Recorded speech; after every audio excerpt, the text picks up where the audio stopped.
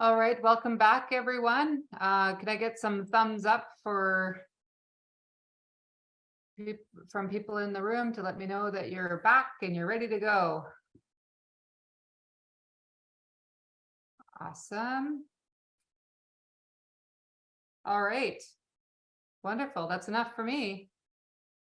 Okay, so welcome back. We hope that you enjoyed your really quick break here, and we're ready to jump right back in and kick off the afternoon. We're going to have some focused discussion on community energy planning. So I'm going to now pass it off to, I believe, Cole or Sarah. Are you going to take over? I'll join you. Oh, okay, so Sarah's going to join me here. Go right ahead. Okay, so for our topic on community energy planning, we're really pleased to introduce Sarah Powell with the New Relationship Trust. And New Relationship Trust, as you've heard today, has very excited to announce a number of initiatives related to clean energy objectives. And then following that, we'll have Leona, Humchitt, and Brennan, who are here today representing the Indigenous Advisory Committee for NRCan Wah-ila-toos. And so we look forward to those presentations. Both the New Relationship Trust and Leona and Sean, they're specifically focused on remote communities, or one of the New Relationship Trust initiatives is on remote communities. And we've heard a lot of that feedback from remote community representatives here today. And I had put in the chat earlier that we've made recommendation to have the non-integrated area communities as a policy subtable. So we look forward to discussing that further with our ICEO counterparts at Emily in July, and then we'll report back to the NIAs. Okay, with that, I'll turn it over to you, Sarah. Great. Thanks so much, Sarah. A lot of Sarahs in clean energy. So hello, everyone. My name is Sarah Powell. I'm a member of the Tack River Tlingit First Nation, and I currently reside in Prince George, BC, in the traditional territories of the Lheidli-T'enneh First Nation. I work as a senior associate level up in the clean energy initiatives at the New Relationship Trust. So here to talk to you today about a few of our funding programs, starting with community energy planning. So some questions that come up when you're discussing the clean energy transition in your community is, how do you transition a community to renewable energy generation? Can you save community members money on their heating and electric bills? What projects are viable in the community? And how does the community feel about clean energy? So community energy plans do explore all of these questions and more depending on the community direction. A good community energy plan, or CEP for short, serves as an instruction guide. It's a living document. So it's not just a large stack of paper that you spend a year working on and then it sits on a shelf for 15 years and collects dust. We want community energy plans to be action plans. And it's important to note that no one size fits all for community energy plan. You can't transfer one community energy plan to a different community because every community has different needs. And I put up here just an example of the gold standard of community energy plans, the HealthSec one that was completed recently.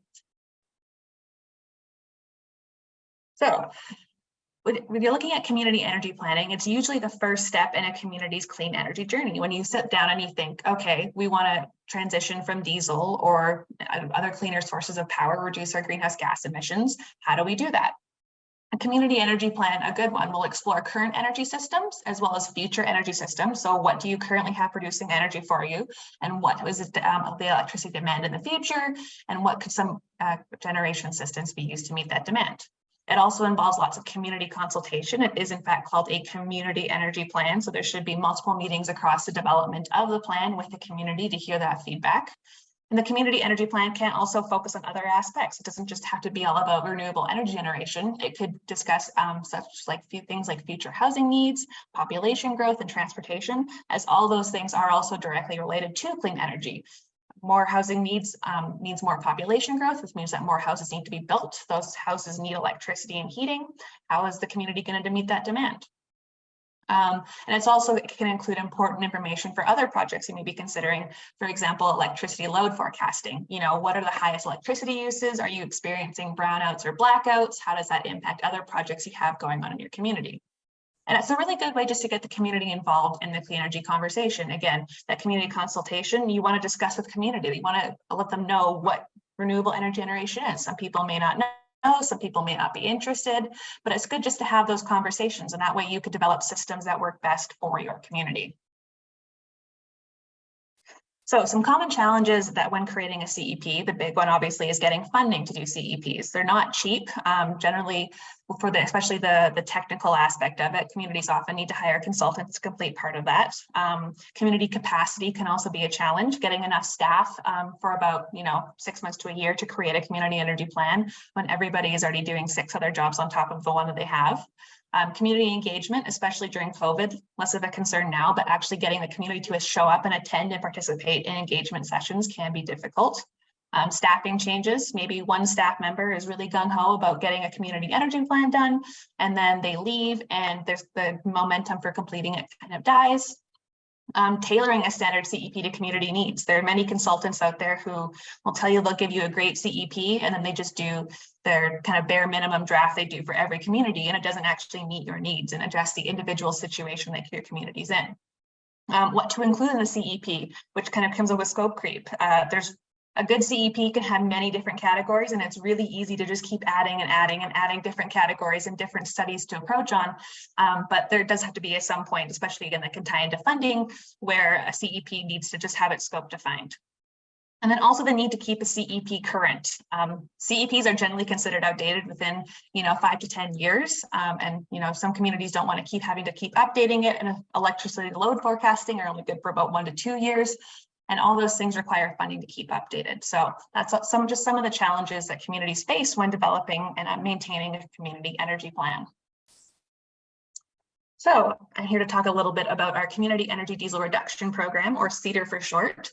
So the CEDR program is available to 44 diesel-dependent remote communities in BC, and we have 3 funding streams, and I'm going to focus on our community energy planning stream. So through this stream, we offer $95,000 for a brand new CEP. So if a community, has like a 15-year-old CEP, they just need a totally new one, or they've never had one before, this would be the stream to choose. And then if a community does have a CEP, but they're just looking to update certain sections of it, then we offer $40,000 maximum for that as well. And in the CEP stream, we offer a turnkey option versus community-led. So program staff have the option of project managing the CEP projects. So if you have, you're a very small community, you would love a CEP, but you just don't have the staff capacity to undertake that. The CEDR program can work with our preferred contractor list and get a CEP for you without having to add to any workload of any staff besides participation and community engagement. Or, if you know exactly what you want a CEP and you just want some funding to get it done, we can do that as well. And anything in between. It's really community-led in how they want us to support them throughout their CEP process.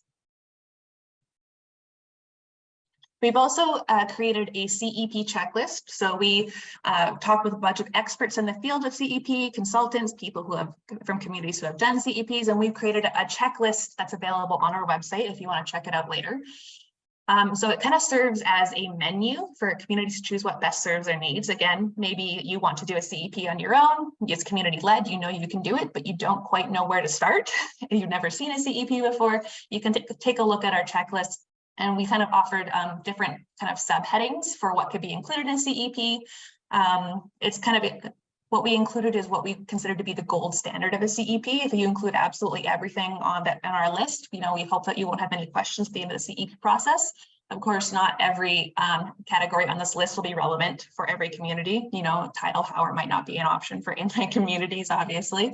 So yeah, it's really just a resource for communities as it's a starting place to start thinking about what they want to include in their CEP, because it can seem very overwhelming to create a large document from scratch. Some CEP pages are hundreds of pages long, and some, are 20, and it's really up to the community on what they want to do. And then I just quickly want to go over a little bit about the BC Indigenous Clean Energy Initiative, or BC ICEI. So we don't currently offer funding for CEPs in BC ICEI, but as many of you may know, $140 million of additional funding was recently announced by the province of BC as an addition to the current BC ICEI funding cap. So this funding is for First Nations to help them enter the upcoming competitive call from Powell from BC Hydro. So from 2024 to about 2028, the program will continue as normal. So operating off the interest of the $140 million that was given to us in trust to keep the program running. So we'll continue as business as usual, but we're also going to focus on feasibility and pre-construction of commercial scale projects. And then after about 5 years, again, depending on the process that we're going to undertake in conjunction with BC Hydro and the BC government, we might switch over to funding capital projects. Again, just to help Indigenous power production give a little bit of a leg up for the upcoming competitive call for power that was announced a few weeks ago. And then also recently announced, we have the Declaration Act Engagement Fund at NRT. So the province of BC has partnered with us to administer $200 million in funding to support the implementation of the Declaration Act Action Plan. So this funding can be used for engagement with the province, strategic policy or other legislative initiatives, anything to do with nations wanting to implement this plan, we can cover that funding. So the total funding cap over 4 years per nation is $1,040,000, and that works out to $260,000 per year. So I believe the application period is still open. So yeah, if you're looking at trying to build up capacity even, you want to build up some staffing to engage with the government on a nation-to-nation basis for the Declaration Act, that's a good place to get some funding for that. We also offer the NRT Nation Building Program. So this is either a 1 year or up to 2 year funding program. So nations can apply to up to $60,000 for 1 year, $120,000 for 2 year projects. And this funding is for projects that advance capacity within a community according to their self-determined priorities. So that can be really broad. It's up to the nation to tell us how the project they are looking for funding for advances their capacity, because almost every project in a community advances capacity in some way. And this funding can encompass CEPs. So like I mentioned, CEDAR has a limited intake. Only 44 remote communities can access that funding. BC ICEI doesn't currently fund CEPs, but the NRT Nation Building is an option for communities that don't fall into the CEDAR bracket. And then finally, there's the First Nations Clean Energy Business Fund. So this is administered by the Ministry of Indigenous Relations and Reconciliation.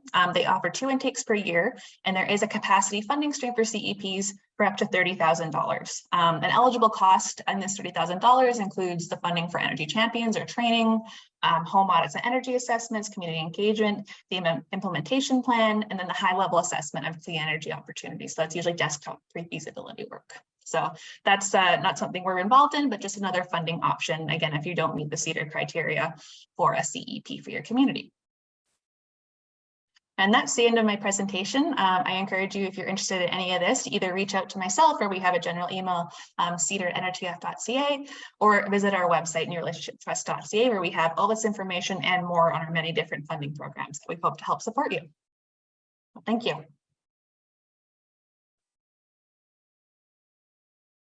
Thanks, Sarah. Well, I'd like to take a pause there for questions.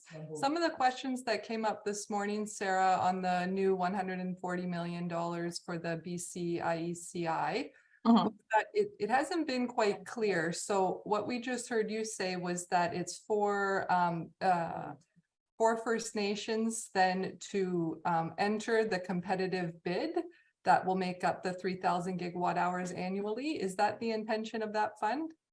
So the intention is still a bit vague. We're still working in partnership with the province and BC Hydro to kind of nail down exactly what the entire $140 million is going to be used for, which is why for the next couple of years, we're just going to be operating off the interest of that fund until we develop a solid strategy plan to deal with that.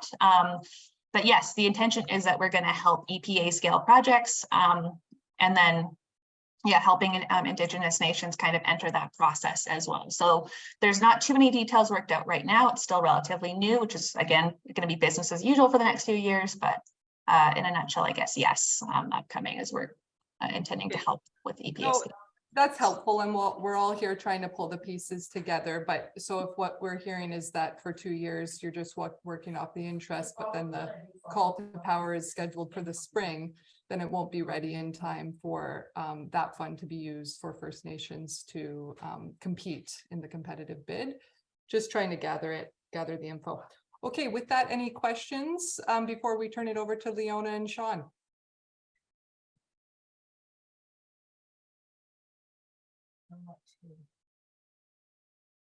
Anything in the chat? Can't see the chat. Okay, I think we'll turn it over to Leona Humchitt. Thank you for joining us. Where's Sean? Is he there? Ah. I'm here. First of all, I'd like to introduce myself and then pass it on to Sean. My name is Dukalux or Leona Humchitt from the Hayshuk Nation of Bella Bella, BC. It's a real honor and privilege to be able to do a presentation. Thank you to ICEO for asking Sean and I to participate. Sean? Good afternoon, everybody. Nangskaya Senudikyang. Sean Brennan's my name. Nangskaya is my Haida name. From the Haida Nation. Represent TYE as the implementation manager, and I also sit on the remote community energy strategy. Thank you, Sean. So we're here to provide an overview of Wah-ila-toos, its objectives and eligible projects that support a clean energy future for Indigenous, rural and remote communities across Canada, to reduce use off of diesel and find tailored solutions for renewable energy, energy sovereignty, and self-sufficiency. Next slide, please. We would like to start with the background of the use of diesel for heat and power in Indigenous, rural and remote communities across Canada and the challenges associated with it. There are approximately 224 communities in Canada that rely on diesel, consuming around 680 million liters annually. Out of these communities, 162, or an astounding 72%, are Indigenous communities, highlighting the specific impact on Indigenous peoples. It's important to note that these communities are geographically dispersed, with each having unique needs and available resources, making it challenging to find a one-size-fits-all solution. While diesel is a reliable source of energy, it presents significant environmental, social, and economic challenges.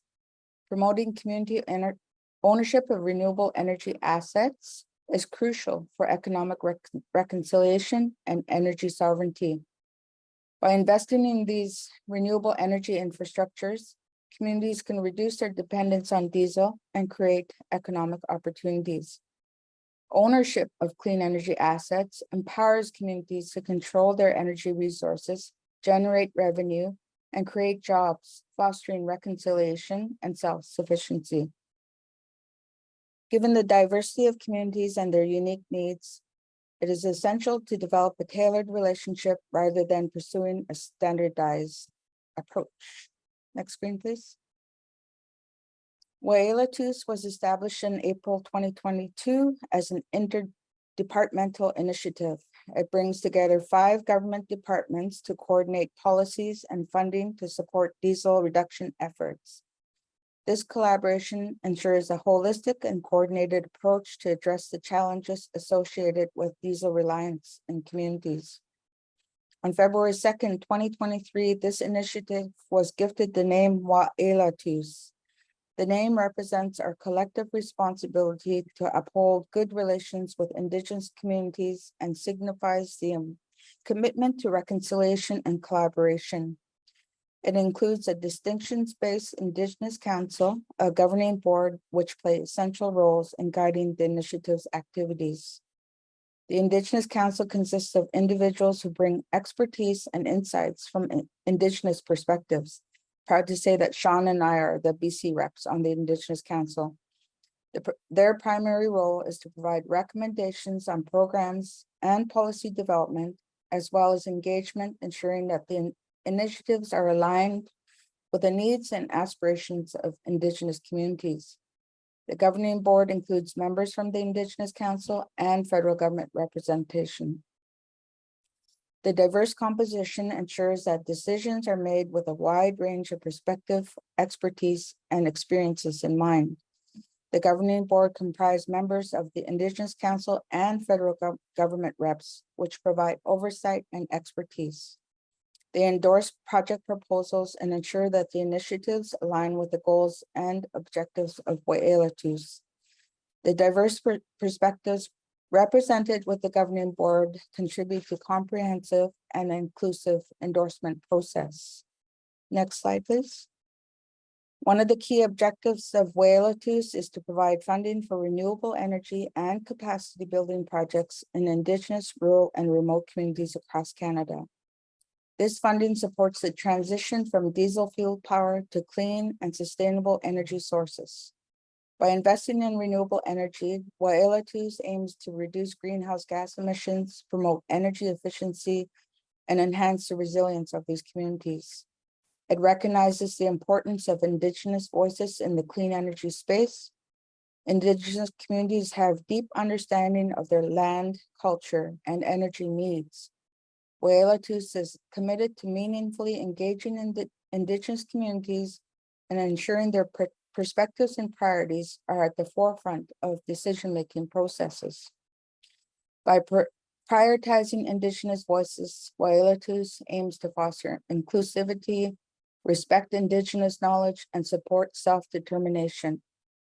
Wah-ila-toos actively seeks to meaningfully reflect the commitment to reconciliation and UNDRIP, and ensuring that all initiatives and policies align with the principles and objectives aligned in UNDRIP.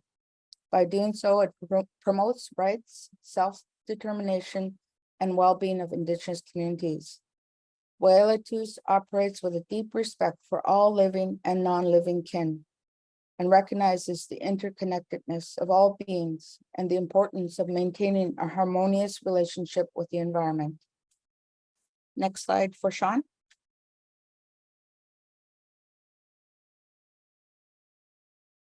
It helps if I'm not muted. Okay. So how does Wah-ila-toos work? Wah-ila-toos serves as a single access point to several core federal funding programs, including the Clean Energy for Rural and Remote Communities, the Northern Reach, and the Indigenous Soft Diesel Initiative. Wah-ila-toos is committed to removing barriers that hinder the adaptation of clean energy solutions within communities. It aims to increase access to funding, resources, and technical expertise required for the implementation of renewable energy projects, and recognizes the importance of a community-centered and relationship-based approach. It embraces flexible approach that meets communities where they are at, acknowledging specific contexts and priorities. This approach ensures that solutions are tailored to specific requirements and capabilities of each community. And Wah-ila-toos recognizes that the transition to clean energy is a complex process that requires time and support.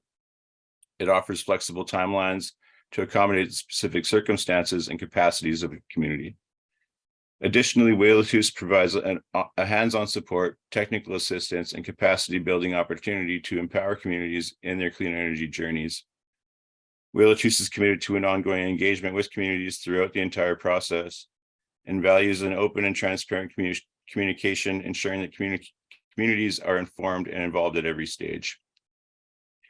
Wah-ila-toos also emphasizes continuous improvement, learning from experiences and feedback to enhance the effectiveness and impact of its initiatives, and recognizes the important role of Indigenous communities in climate leadership. Next slide, please. The Indigenous Council's insights and guidance are instrumental in shaping the direction and the objectives of Wah-ila-toos. The Indigenous Council provides guidance on project review protocols, establishing transparent, equitable procedures for project evaluation and selection, and their expertise will contribute to the development of criteria for prioritizing projects, ensuring that projects align with the self-determination, clean energy priorities of Indigenous, rural, and remote communities. Through their guidance, the Indigenous Council ensures that projects endorsed by the governing board align with the aspirations and needs of communities. The engagement process will be a crucial aspect of Wah-ila-toos. It aims to identify and address barriers that have been identified through previous discussions and engagements with Indigenous partners, provinces and territories, regulators, utilities, and associations.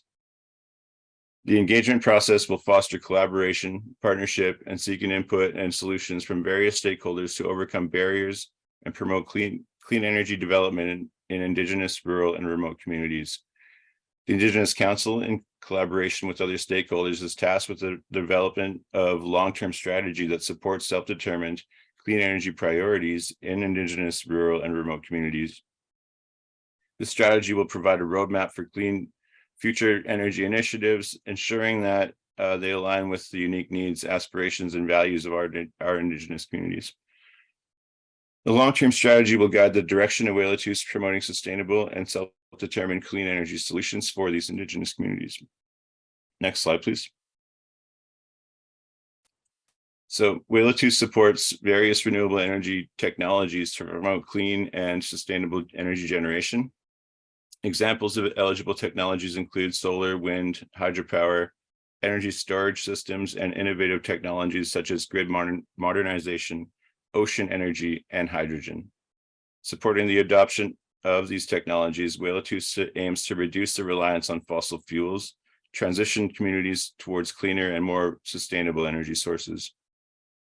Capacity building is an important aspect of Wah-ila-toos, focusing on enhancing knowledge, skills, and resources related to clean energy projects. Eligible capacity building projects may include training, curricular development, energy coordinators, energy planning initiatives, workshops, and various events. Through capacity building, Wah-ila-toos empowers communities to actively participate in clean energy initiatives and develop the necessary expertise to drive sustainable energy transitions. Wah-ila-toos recognizes the importance of energy efficiency in reducing overall energy consumption and minimizing the environmental impacts. Eligible energy efficiency projects may involve building upgrades, retrofits, energy audits, the installation of LED lights, and the adoption of energy efficient equipment. By improving energy efficiency, Wah-ila-toos aims to reduce energy waste and enhance overall sustainability of our communities. Wah-ila-toos supports projects aimed at finding clean and sustainable alternatives for heat generation within our communities.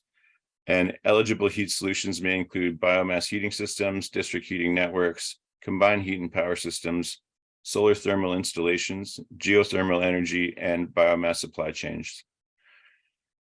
By promoting these heat solutions, Wah-ila-toos aims to reduce the fossil fuels for heating purposes, thereby contributing to the overall decarbonization efforts. To be eligible for funding under Wah-ila-toos, project must take place in an Indigenous, rural, or remote community. The primary objective of these projects should be the reduction of fossil fuel use for heat and or power generation. Wah-ila-toos seeks to prioritize projects that directly contribute to the transition away from fossil fuels and promote cleaner, more sustainable energy options in these communities. Next slide.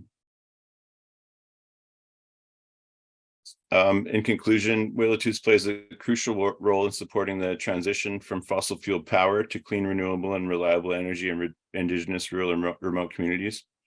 The initiative focuses on removing administrative barriers, providing flexible timelines, and meeting communities where they are at through capacity building and tailored support. It prioritizes Indigenous voices and reflects the commitment to reconciliation and the UNDRIP and the United Nations Declaration on the Rights of Indigenous People. Wah-ila-toos operates with a deep respect for all living and non-living kin, recognizing the interconnectedness of all beings and the importance of maintaining a harmonious relationship with the environment. Eligible projects encompass a wide range of renewable energy technologies, capacity building initiatives, and energy efficiency projects with heat solutions. By investing in these projects, Wah-ila-toos aims to reduce fossil fuel use, improve environmental sustainability, and provide long-term benefits to Indigenous, rural, and remote communities. Thank you. Thank you, Sean. Thank you, Leona. We have one question from a participant for yourselves. Are there any, so how I guess I'll depict your advisory group here. It's really providing Indigenous oversight to a federal fund that is specifically for Indigenous remote community projects. So from my perspective, this is a new approach that the federal government's taking, which is why it's so great you spoke here today. Have there been any concrete examples from First Nations where they've already seen the direct benefit of your group to ensuring that they're involved in any applications that may come in that are maybe not from them, or ensuring that the right questions are being asked to the right people in the First Nation? Any direct examples of benefit of this type of approach? So with this council, it's been really interesting from my perspective. First, they really have been listening to the Indigenous voices, which the council is 100% Indigenous. There hasn't been much change or edits to our policies or anything like that when we are meeting. But the most interesting part about it is there's a no wrong door approach. And so if you do have an application and you apply to the Wah-ila-toos, we'll make sure that that application gets to the right source of funding. So even if it isn't covered by, say, the Clean Energy Rural Communities Fund, Northern Reach, or Indigenous Soft Diesel Initiative, there's a number of other funds within NRCan that are eligible for various different things, and they'll make sure that that application gets to the right place. If I could just add to that, the federal family that is involved in, the whole single window initiative and no wrong door approach, the other funding streams from the federal family include NRCan, CERNA, ISC, Environment and Climate Change, and Infrastructure Canada. And yeah, it's been a great learning opportunity, and I really value that the federal family, has it in their hearts and minds to work collaboratively with Indigenous people that have experience in working through the Indigenous Soft Diesel Initiative and other renewable energy projects. It's been amazing, and I really see, opportunities. I love strategic partnership initiatives, and I would love to see the federal family and the province of BC, collaborate on, UNDRIP and DRIPA, a funders table. I'll give an example, of my nation. We've done a heat pump project, and it took 6 years to raise $6 million to retrofit 90% of my 450 residential homes to heat pumps. And so a lot of them were like grants and contribution agreements, jumping through hoops and stuff like that. But I see, value in the potential for a strategic partnership initiative with the federal government, provincial government, and all the nations in BC who are advancing climate action. Excellent. Thanks, Leona. From the presentation and from what I understand, I agree. It seems like a good opportunity and progress in the right direction, the approach that's being taken there.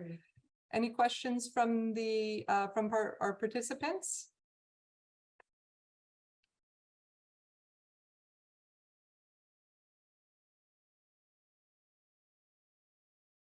Okay, there is some chat dialogue in the sidebar there.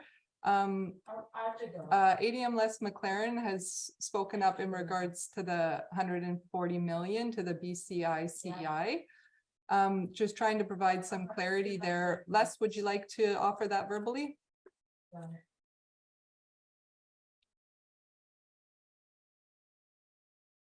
Sure, Sarah, can you hear me? Yeah. Okay. Yeah, I think our initial discussions, and this is still subject to further development of some options for the procurement and engagement on those options, is that the smaller projects that were Indigenous-led grid-connected projects we're envisioning here would not be at this utility scale that BC Hydro was looking for in the call. And so the idea here is that if the $140 million is being used to address the higher cost of the smaller scale projects, they should be able to come on and secure EPAs kind of as and when they're ready. I think that's also in recognition that different Indigenous communities will be at different stages of development. And the idea from our perspective as we're working through this is much like BC ICEO provides some capacity in off-grid communities, they could provide also some capacity to help nations develop their projects and bring them forward. So anyway, it's just early days. We've just announced the start of the procurement, and some of the details still need to be worked out. Okay, thank you for offering that clarity in these early stages.